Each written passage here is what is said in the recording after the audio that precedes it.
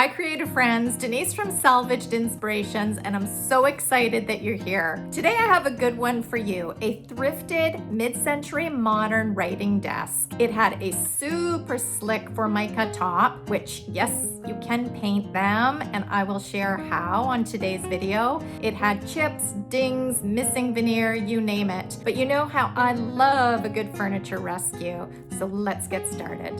So here's the gorgeous mid-century modern writing desk I found at my local Restore.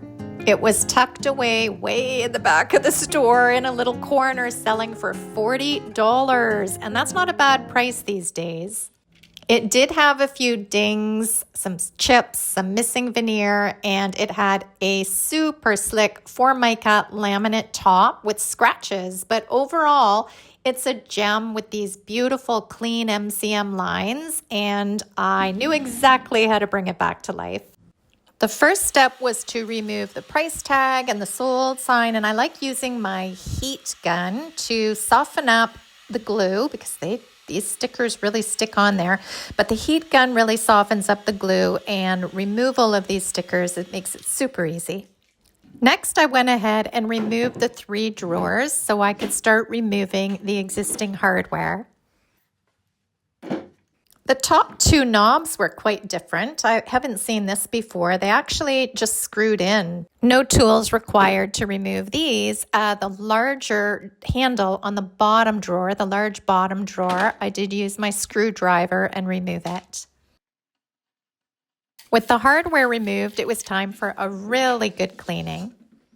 I use a product called White Lightning. It comes in powder form. It's maybe $4 or $5 for a little jar. What I do is I put about a tablespoon into this Home Depot spray bottle and add some water. It's a great TSP substitute, so it's a heavy-duty cleaner. It takes off grime, grease, and it does require a quick wipe down with clean water afterwards so you don't leave any residue, but it works awesome. And if you guys are at all interested, as with all my other video tutorials, I'll leave the links to all the products I use in the description box down below.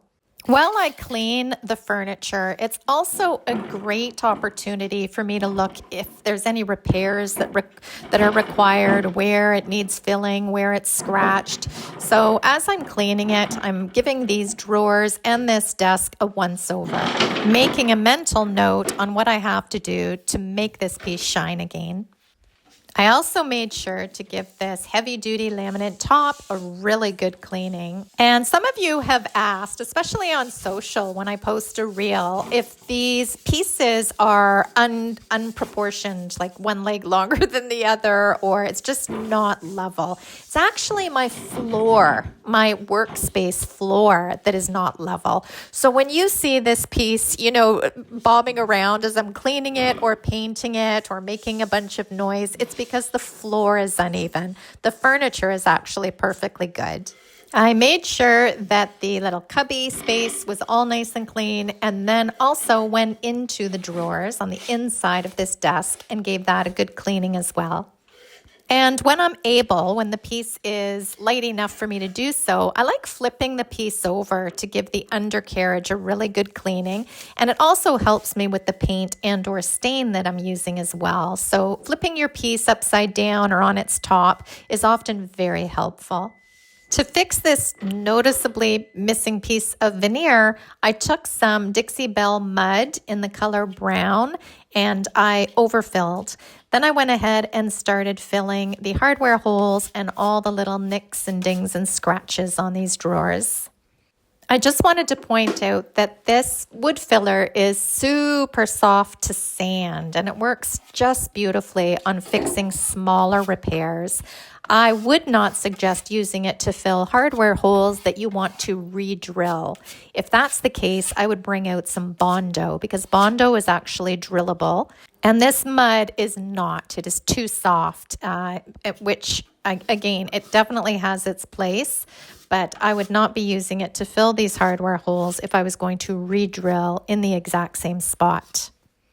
I let the wood fill dry overnight, and the next morning I came back down and gave These drawers, good sanding. I wanted to scuff sand this entire piece, prepping it for paint, and I also smoothed out all that wood filler. Because I was using an orbital sander on veneer, wood veneer, and this is an older piece from the 50s, maybe early 60s, but this is old veneer, I didn't want to blow it out, so I made sure to use a high grit sandpaper. I believe it was a 300 on this orbital sander.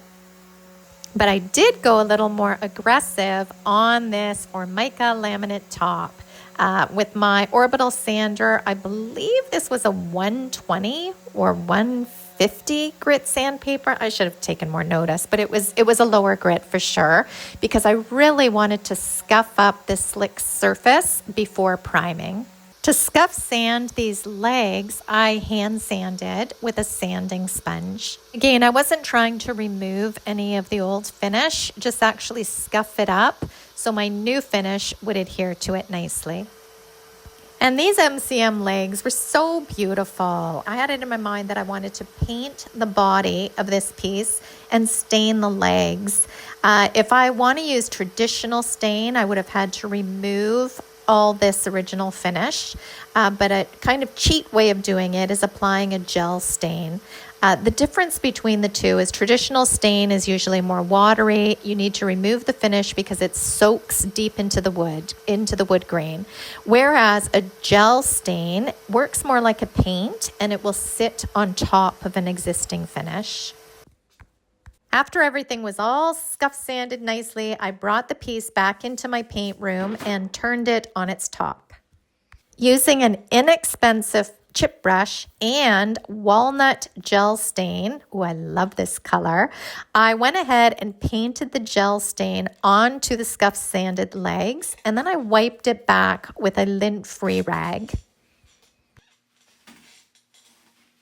I could have stopped at the legs, but since I was looking right at it, I went ahead and I gel stained the whole underneath. It actually looked really good. It all ended up looking a little more cohesive.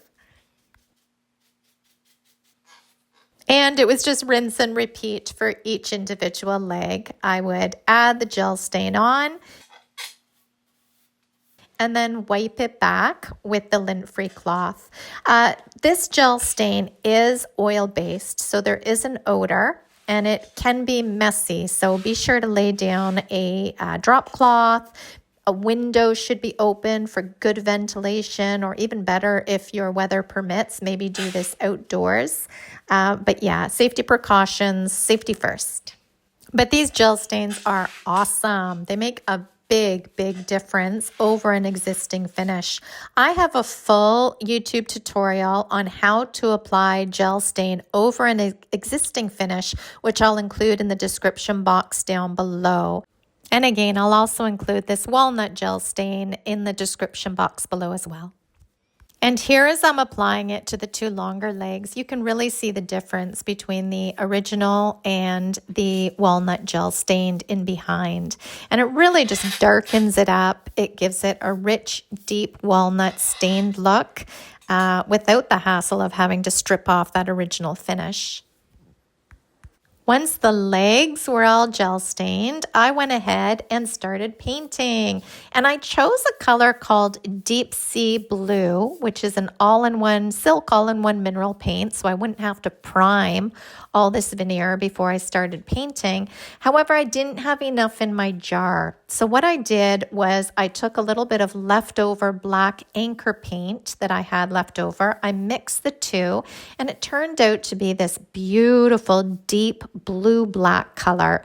So don't be afraid to mix colors. If you find that you don't have enough for a project that you're working on, take a look and see if you have maybe a white or a black or something you could darken it with or lighten it with, and give it a whirl, because it might just create something phenomenal. This was a happy accident for me. I really like this custom color. In fact, I will mix it up again. I'll mix it up again for a future project because I think it looks so sophisticated and elegant. Just wait until you see it all done. Then you can let me know what you think of this custom color. I used my 2-inch mini angled brush to apply the paint, and it goes on very nicely. This paint is great for beginners. I know I've mentioned this in numerous of my other videos, but it's a great furniture paint or beginner-friendly paint because like I said, primer is included, obviously the paint color, and the top coat is included. So it's a huge time saver for me. I put it on the edges. You'll see that I apply it on an angle so I don't get any drips, and then I go over it and I smooth it all out. This paint self-levels, so I don't fuss with it too much. I just make sure I get it all over all over my project. Then I smooth it out once and I just let it be. For larger areas like the larger drawer, I like working in sections.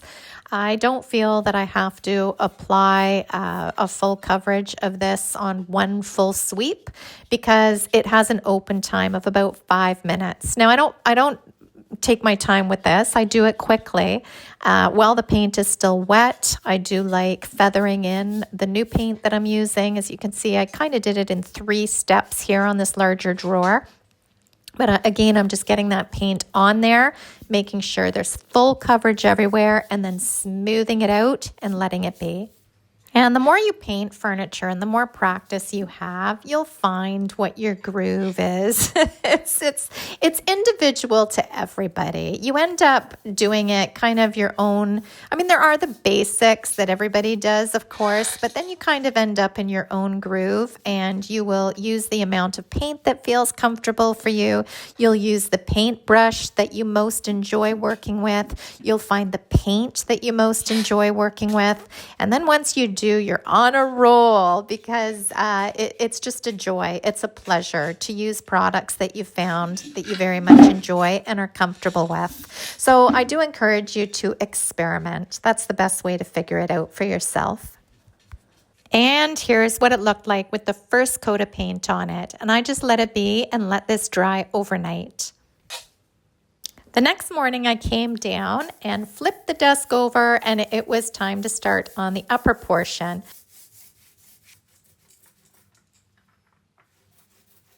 So I took a 4-inch roller and started painting the nook under the top of this desk.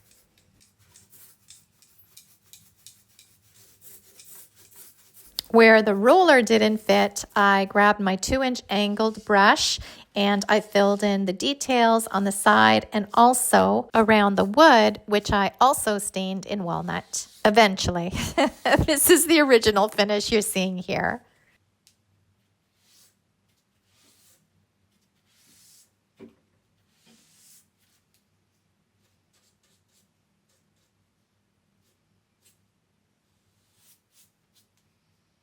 The body and the drawers of this piece took 2 coats of the custom paint color for full coverage. I did end up masking off the bottom drawer portion and giving that the second coat, and just took my time and worked my way around this MCM desk for full coverage. I also wanted to try something different, which I've never done before. Professional home painters, when they sand walls, they don't remove the sand. The sanding dust, they just paint right over that because the paint actually just absorbs it and it all goes into one, and you end up with a beautiful finish. And then I started thinking, why am I removing the dust off the furniture all the time? Maybe it's the same. So I thought I would give it a try. I gave everything a really light hand sanding, which creates a very, very, very fine dust. And instead of removing it with my tack cloth, which I usually do, I just painted over it. Do you know, I noticed no difference. I really noticed no difference at all. So I think if it's a very light hand sanding and it's a very fine dust, you can paint right over that. I'll keep experimenting and testing this on my other makeovers for you. Seeing as I had the 4-inch roller all loaded up, I used the roller for the sides of this dresser as well.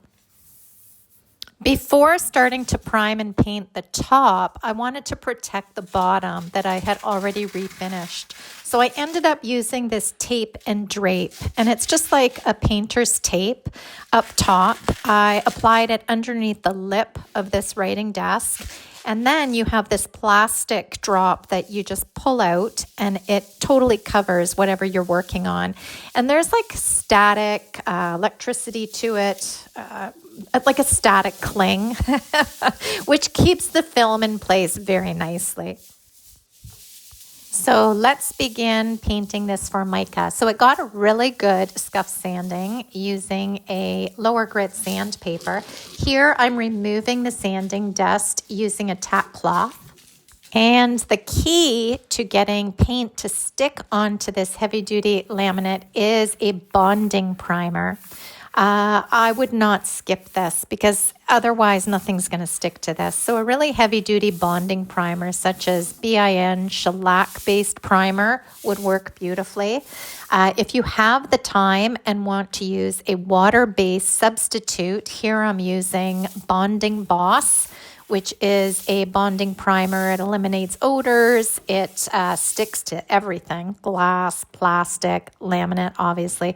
But it requires 24 hours to do its thing. So if you have time and you can let this primer dry overnight, it's a great alternative to a shellac-based bonding primer. But there are many brands out there, and just like with the paint, I suggest giving them a go and seeing which ones you prefer the best. I've heard really good things about Zinsser, Bullseye 123. There's Zinsser Bonds, B-O-N-Z, I believe it is. There's the BIN shellac-based primer. Bear that you can get at Home Depot has a bonding primer. There are many different brands out there that you can give it a go. However, a bonding primer, as I mentioned, is the key to painting these slick surfaces. I used a 4-inch roller to apply this Bonding Boss, and then I let it do its thing and dry overnight. The next day I came downstairs and I did a scratch test, and this can be done with your fingernail. It can be done, what I like to do is with the top of a screw head. And if that metal does not scratch your primer off, you know that you're good to go. You can see that it will leave a little bit of a marks from the metal, but the primer is stuck on there. It is not budging. And I do the scratch test in a few areas on the top, not just one. I gave this Bonding Boss a very light scuff sanding just to knock it down before painting. Then using my custom blue black, I went in with my 2-inch angled brush and started painting away. And I started on the edges, the lip of this desktop. And again, I go at it on an angle just to make sure that the paint gets distributed nice and evenly and it doesn't leave drip marks.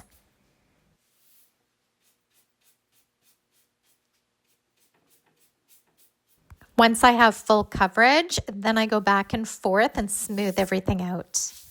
For the top, I do the exact same thing and I work in sections. This top is too large to try and paint the whole thing in one go.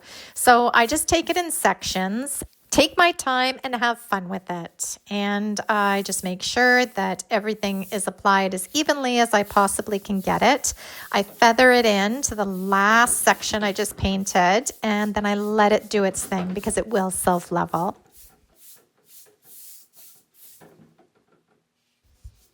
And here's what the first coat looks like as it's drying. And as I always say, the first coat will not be perfect. It's kind of the ugly phase. It's the second coat that brings everything together. While I was waiting for the top to dry, I took out a few bins of my repurposed hardware and started looking for new handles for this piece. I found a few interesting ones, and then I finally came upon the ones that I really liked. I had 2 8-inch ones, and then I had, I think it's 4 of the smaller ones. Unfortunately, because I only had the 2 longer ones, I ended up using 2 shorter and 1 long, but it all worked out. And because this hardware is so old, my template does not work. I forget what dresser these were salvaged off of or what piece it was salvaged off of, but it must have been a much older piece. So rather than use the template, I went ahead and measured from center to center, and then I did the math from there. I measured the length of the drawer and found center, and then I measured the width of the drawer and found center. And then I believe these were what were they? Okay, I'm drawing a blank of what it was. It was something odd, but let's just pretend it was 2-inch center. Then I would measure 1 inch to the right of the center mark and 1 inch to the left of the center mark. I used a pencil mark for each, and this is where I drilled. I also used a brad point drill bit, which has a little sharp point on the top of it, and therefore you don't really need a pilot hole because it digs into the wood perfectly. You can still drill a small pilot hole if you feel comfortable with that, but sometimes when I use my brad point drill bit, depending on the wood I'm drilling through, I don't bother with the pilot hole. It's a great little shortcut. I continued to measure, I continued to drill and install this new hardware, or I should say repurposed hardware, but new to this desk.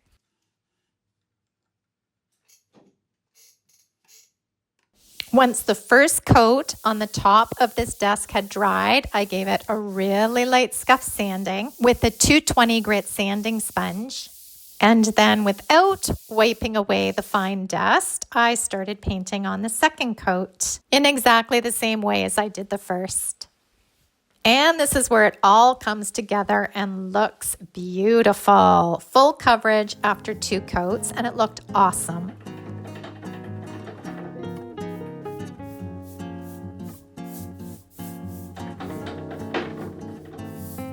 I went ahead and removed the protective plastic. Removed the painter's tape using a little help from my heat gun. And if you're ever worried you've left your painter's tape on for a little too long, or you're worried that it's going to not come off easily, the heat gun will work like a charm every time. And if you don't have a heat gun, a hair dryer works nicely as well. Here's the top as it's drying. You can already see the nice smooth finish. I brought everything upstairs once it was 100% dry, staged and styled, and just as a reminder, here's the before.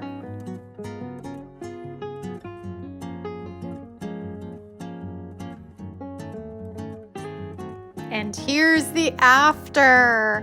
And I love the new look. I really had a lovely time working on this MCM piece. It's been a while since I've done one, and I think she looks lovely.